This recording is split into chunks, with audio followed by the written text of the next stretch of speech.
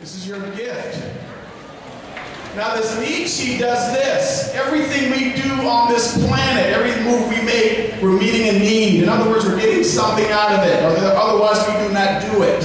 It can be life-serving, it can be life-diminishing. And since this is drug awareness, guess what?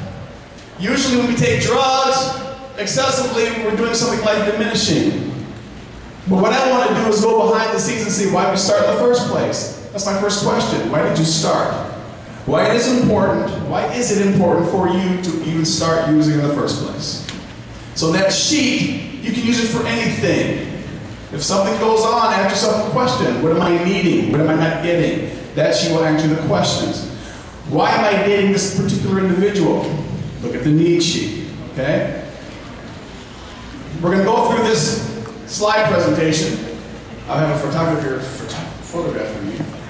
And we're going to go down the line. Let's see here. Okay, here it is right here. I want to find out the truth of why you do what you do. All right? I want you to understand why you do what you do. Because if that behavior shows up, guess what you can do? You can stop and ask yourself the question, what am I getting out of it?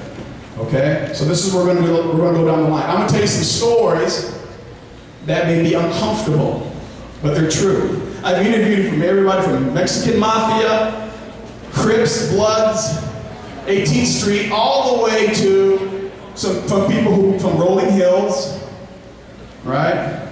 Rolling Hills, Beverly Hills. So I've had the whole gamut. And there's one common denominator with everybody. Everybody has used drugs for an extended period of time because they're meeting a need, and it's usually something they're trying to cover up. And drugs and alcohol help the situation. Okay? So that's what we're going to do.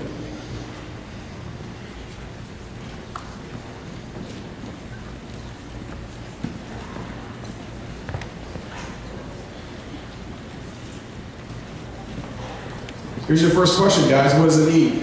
I ask that people what a need is. A need is this: the motivating force that compels us into action. All right? We're going to meet a need because we're going to get something out of it, like I said before. Ask yourself the question. You're going to this high school, you're going to classes, meeting need for education, so you can go to the next phase. College, or whatever that is. If we meet a need that's like diminishing, we're going to figure that out. And that's where we're going to go. Where are my seniors? The seniors are here?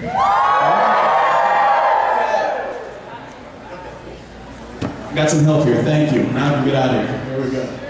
Seniors, your need for what? Studying for the SATs, studying hard, getting high grades is for information so you can do what? Pass the SATs and get to the school you want to get to. That's your need. That's one. Here's my need. My need here is to contribute, to give you information. That's my need. And when I meet that need, guess what? I feel happy. I feel inspired. I feel encouraged. I feel all these positive emotions because it meets my need. Now, watch this. Here's a big question. Anybody heard of anger management classes? Yeah, oh yeah, here we go, anger management. Here's my first question with anger management. The question is, what is an emotion? What is an emotion? Has anyone ever asked you that question? An emotion, what is that? All right? An emotion, what? Pushing the buttons. Okay, there we go. We're going to go back. Let's reverse that, sir. 2 more slides. Keep going. One up. We're learning this. This has been nicely done. Thank you. There it is. All right. We're working this. Yes. We're going to get it together. Emotions, indicators. Emotions are indicators. Emotions come from somewhere. You guys need to know this because no one ever asked you this question before. Emotions, where do they come from? Emotions come from events. Something has to happen. You have to interpret it, and then you will be affected by it. And then a certain emotion will show up. Okay? For instance, right now inside me, my emotion of, let's say, excitement and somewhat anxiety. Anxiety shows up right now because my need for certainty may not be met right now until I get this thing rolling. Until I get comfortable talking to you guys. Until I get comfortable looking around and, hey, this is coming together. Everybody's listening. You're paying attention. Some people are fanning themselves. But it doesn't matter. Just what am I going through? Okay? So, that's what we have to understand, because emotions trigger the behavior.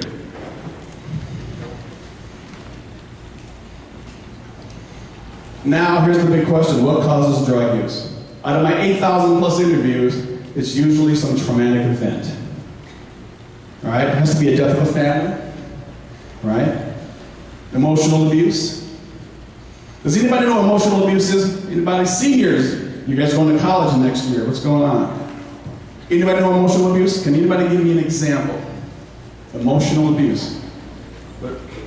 Oh, we have a volunteer. Oh, don't be afraid. I'm going to go right here. Any idea? Not to get accepted is an emotional abuse. Perfect. You know why? Because someone's touching you. They're saying a verbal comment to you. You interpret that information as I'm worthless. And guess what we'll probably do?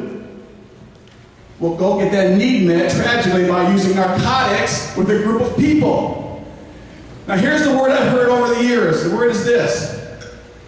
Using drugs is terrible, and I hung out with the wrong crowd. And you know what I tell them? They're not the wrong crowd. They are the crowd that you're getting something out of. Otherwise, you wouldn't have gone there in the first place. So they're not the wrong crowd. My next question is, what are you getting out of hanging out with that particular crowd? They say this. I don't know. I get high. I know that. Why with that crowd? What are they giving you? What needs are being met? So we're going to show you, what we're going to do is we're going to show you the needs. Pushing a button. Here's one right here. Like she said, someone can say something to you and you'll be impacted by it. And you will react to it accordingly. Someone could call you fat, someone could call you dumb, someone could call you all kinds of things. How you take that information will depend how stable your emotional foundation is. If your emotional foundation is not stable, you're going to sort of express yourself in a way that is very tragic, and because you don't have anything to fall back on, aka we'll call it caretakers, what you're going to do is use a coping mechanism that is probably detrimental to your health.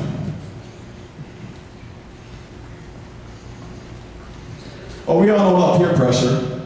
If I do it, you do it. We get that. Guess what? Peer pressure also has to be with, if you do it, we're doing this together. Guess what we have? We have somebody that we can, shall we say, share things with. Something we can get out of. We have somebody that is going along with us. We have a buddy. Right? No right or wrong, no good or bad. Just understand how that works. Peer pressure means I will be accepted. Peer pressure means that we're all in this together, and if we all go down, you're coming with me, but we're still in it together. We have somebody we can collude with. The problem with peer pressure is, why don't the caretakers have the impact that we believe they should have, or they need to have? Caretakers, okay? Caretakers have a big influence on our life, and we're going to talk about that.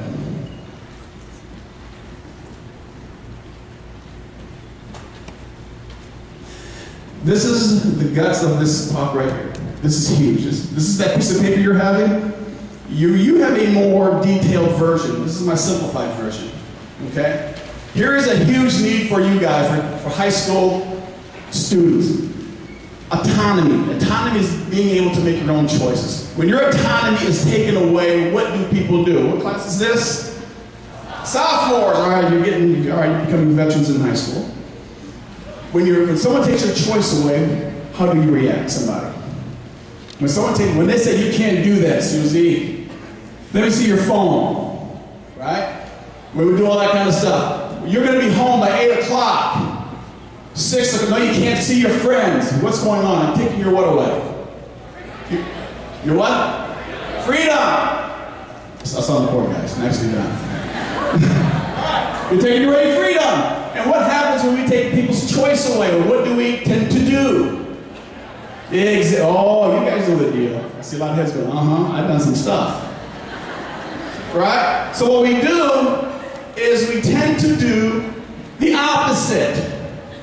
When I ask my clients this question, how were your caretakers at home? Well, my mom used to, or my dad was, this on me constantly. And what I would do is I would go outside, and guess what? Pick up a drug paraphernalia or something, and I would use it with a group of what? Friends. And these friends are giving me what? Choice. Right? They're not bagging on me. So taking away somebody's choice and individuality was one of the biggest components that I've noticed over the years. Choice is huge. When I interviewed my clients who were on probation, and by the way, I appreciate being here because guess what? Nobody's in handcuffs. I appreciate that. No one has tattoos all over. This is really new for me, and I really want to acknowledge you guys so that you're going to this particular school.